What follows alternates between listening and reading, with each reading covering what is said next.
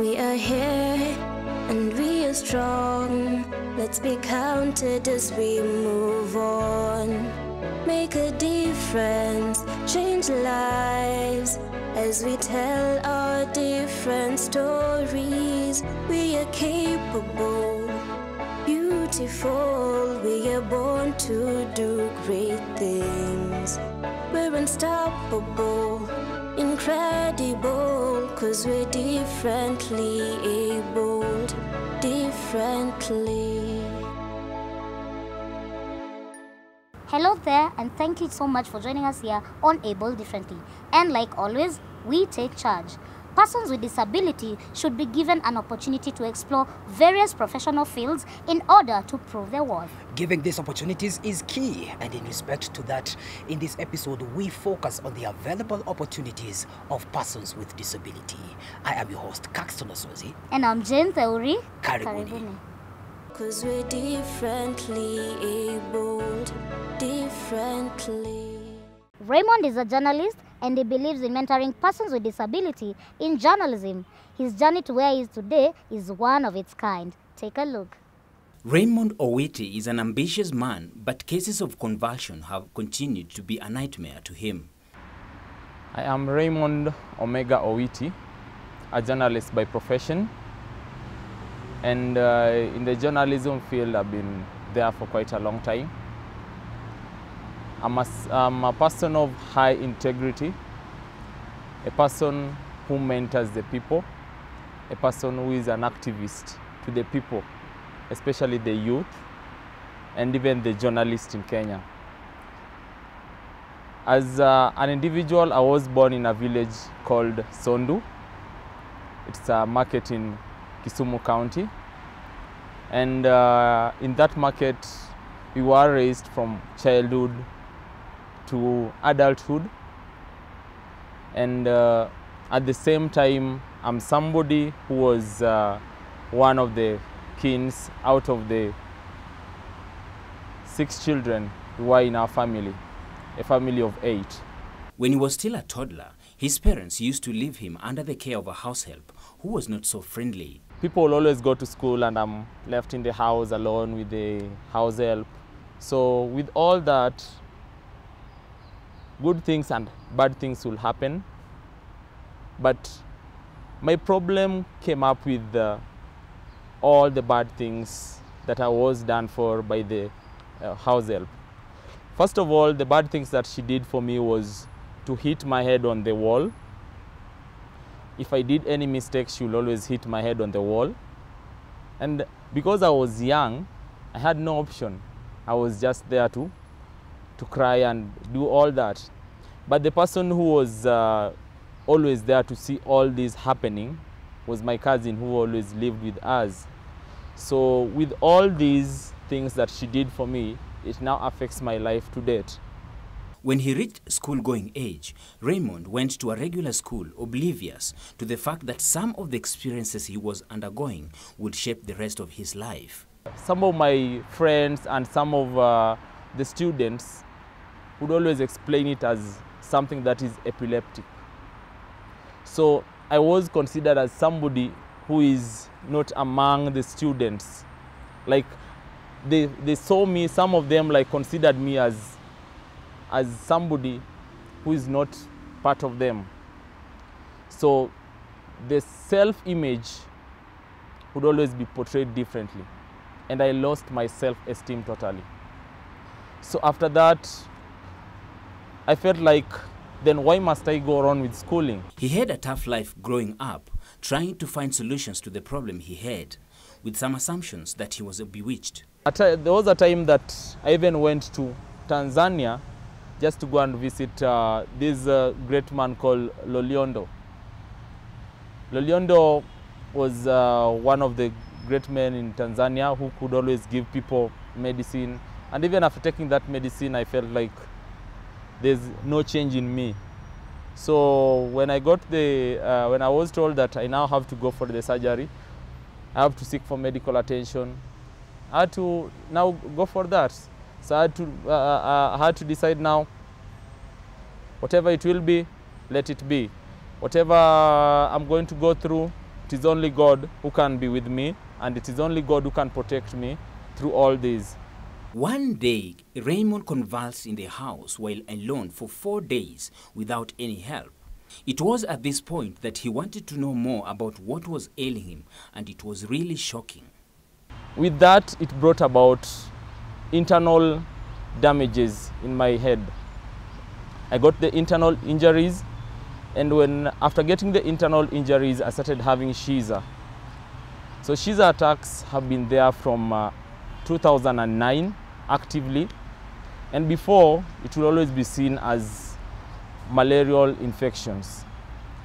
But when it was realized in 2009, when I joined high school, when I could always get so much seizure attacks when I'm actually sleeping in the dormitory or even going for classes, it was actually something that was revealed.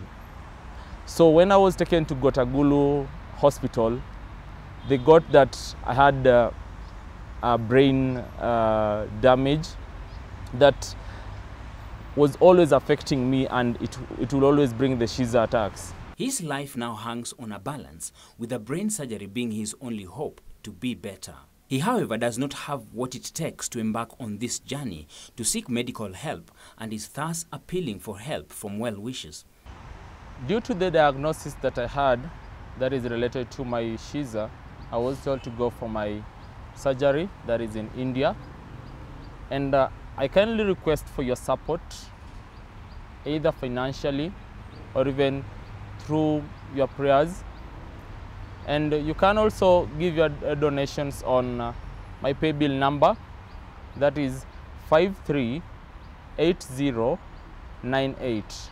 I repeat, 538098. Your account name shall be your number, and you can always send it at any time, because the surgery will be done in January 2019.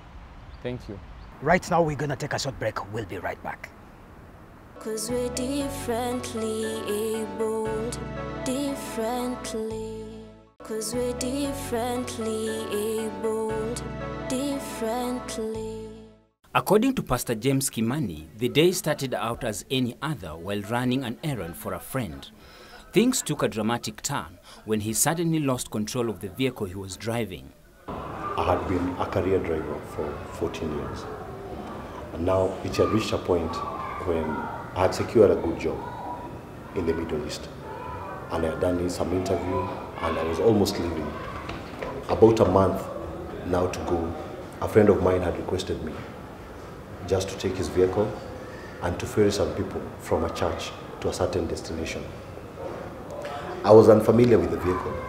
Little did I know it had mechanical problems. It was around 6 p.m.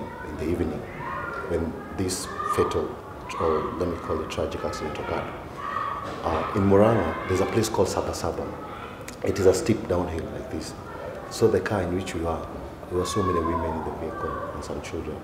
So we failed brakes. Actually, when we failed brakes, the car lost control. And I really tried. I maneuvered with it. I really tried my best, so that, because I didn't want to hurt anyone. So it hit it somewhere, and then it turned, and my arm was thrown outside. So the vehicle turned like this with my arm now outstretched outside. So now it is skidded like 50 meters with my hand outside. So when the rescuers came to save people, everybody came out. No, nobody was hurt. Like the way I was hurt. He was rushed to the theater for an emergency operation on his arm. Kimani regained consciousness but could not remember immediately what had happened to him. I realized that my hand is missing. I don't have an arm. And then the first person I saw was my mom, my adult mom. She was sleeping, which has been there for hours. And after being taken to the theater, she was just there desperately. She looked tired and exhausted. She had bent her head over like this. So, and then when I woke up, there was a nurse also who came and attended me. Asked her, where am I? She told me. And at that moment, how did I come here? she told me to relax. She gave me some aspirin first. She said she'll explain everything. She started asking me how I'm feeling and all that kind of stuff. So it began there. Going through such a traumatic event had a very negative impact on him, but he was lucky to have met his bishop a few years back before the accident. Pastor James tulikutana na yeye 2013 wakati ambapo nilikuwa nahubiri kwa matatu. Lakini wakati huo hata hatukujuana, maana nilipeana tu namba za simu kwa wale ambao walikuwa katika hiyo matatu.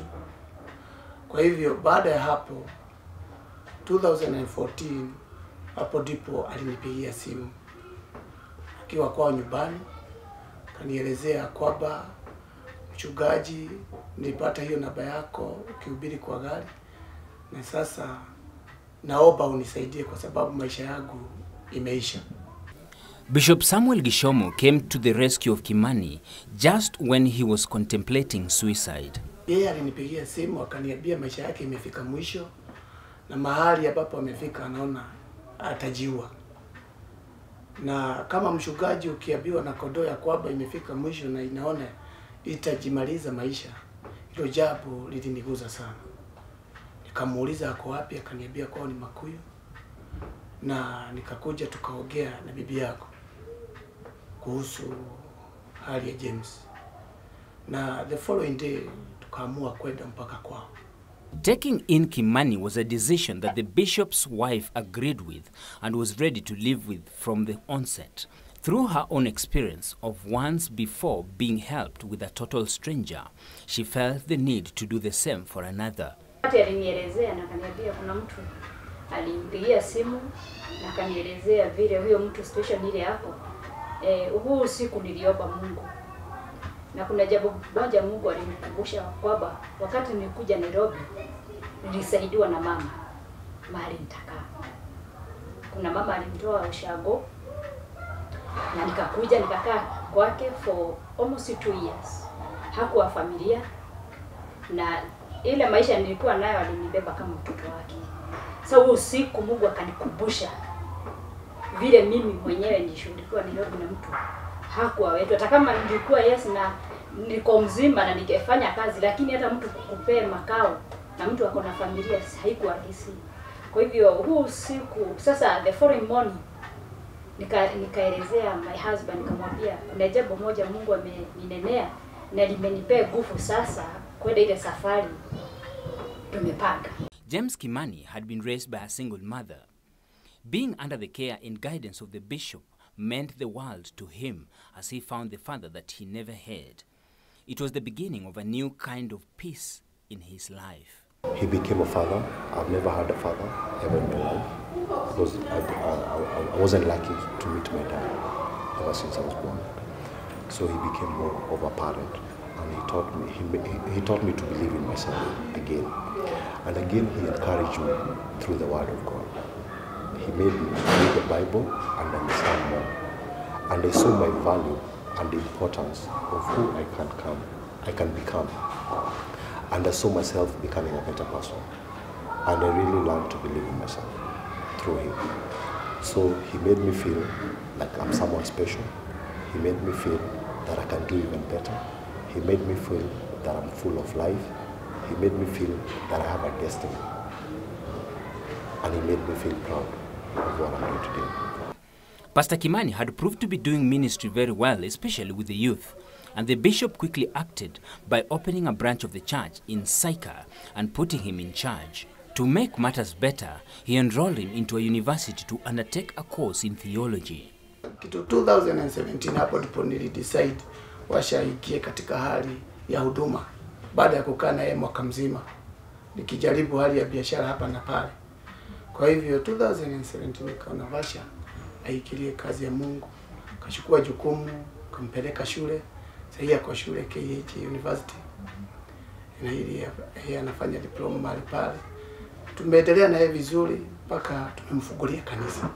Pastor Kimani found the courage to preach in public vehicles, but it's a venture that he admits wasn't easy at all, and he tells us of the challenges he was facing.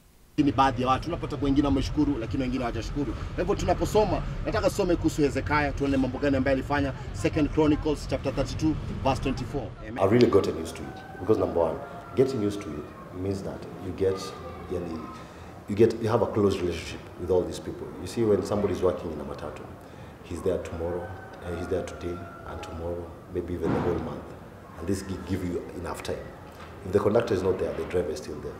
So making good friendship with them, and also even the people in the matatu, because my first service I started at 6 in Buruburu, and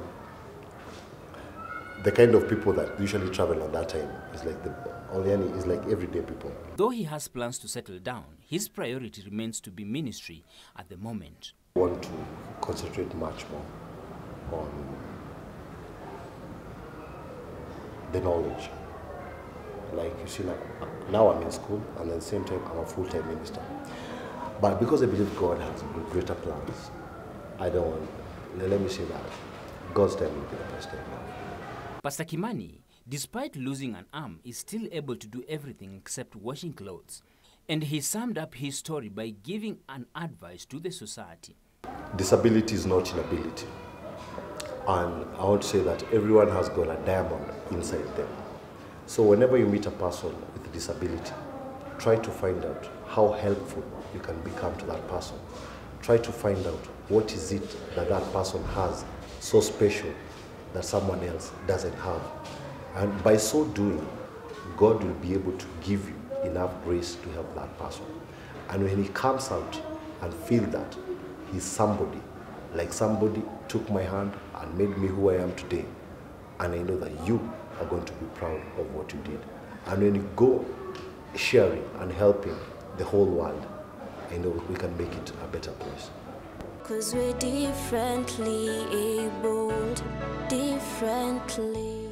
The UN International Day for Persons with Disability this year's theme is empowering persons with disability and ensuring equality. The USIU community organized an event in line with this theme. Take a look. Empowering persons with disabilities and ensuring inclusion and equality is this year's theme for the United Nations International Day for Persons with Disabilities. It is in line with this that the USIU Africa held their Disability Awareness Week. We are working at getting the community of the university to be aware of issues of disability, because we have a few students who are having physical disabilities, but we are becoming inclusive, and so we are doing this every year to create awareness, because people with disabilities are not only in the university, they are out there. So when our students go out there, our faculty, our staff, what should they do, how should they act, how should they respond? So in the spirit of making us be aware of what to do, we continuously do this every year as a celebration to mark the International Day of Persons with Disability. During the occasion, there was a panel that discussed issues affecting persons with disabilities. Between the convention, the international convention or the national law, and I'm glad, yes, we have adopted all of them, and it's there in your constitution, section 53. The gap between that and then actual implementation is where we come in, all of us. Members of parliament. So members of parliament, they tend to forget also why they're there, and also limit the work that needs to be done to only the group with disability. And yet it should be something everybody is constantly thinking of, because in every constituency in Kenya, there are persons living with disability. But of course it's good to have those special members of parliament to put more effort. So there's that, at the national level, laws, we need more laws. So just because we have an act on disability, now we need laws, and not just at that national level. Now we have a devolved government. It was evident that issues to do with persons with disabilities did not just come up today, but have always been incorporated in literature. The African culture accommodated them and actually uplifted. If you look at the stories, I don't know whether I'll go out of my time, the stories that we used to tell about persons with disability. For instance, the motif of the princess who could not smile. It's a very common motif across Africa. And this was a king who had a daughter who couldn't get married because she couldn't smile since she was born. Of course, the person didn't know that his daughter had a problem, mental or whatever, you see, and he could have gone for treatment. But what he said, I only give this girl, my daughter, beautiful daughter, is having married to the man who will make her smile. People tried all tricks, and actually most of those kids were so powerful, whoever failed was killed. But it is a person who was differently able that made the princess laugh. Different stories have different ways. Foolish Tom with his goose and pulling everybody, and everybody bursting out laughing, and the princess herself laughed. Creation of awareness is a constant reminder to the whole society that whatever is done today will for sure impact on the next generation. Very many children with disability were being left or hidden away, and the parents were not even ready to face the world that I have a child with disability. One, because probably when they were having the child with disability and it was the first one, the man decided to take off, and that means that it stigmatized I would say the lady, for example. If it's the first one, it really stigmatized them, and that led to hiding this child away, because if this is the cause that made my love disappear, then it means that probably it's a mistake.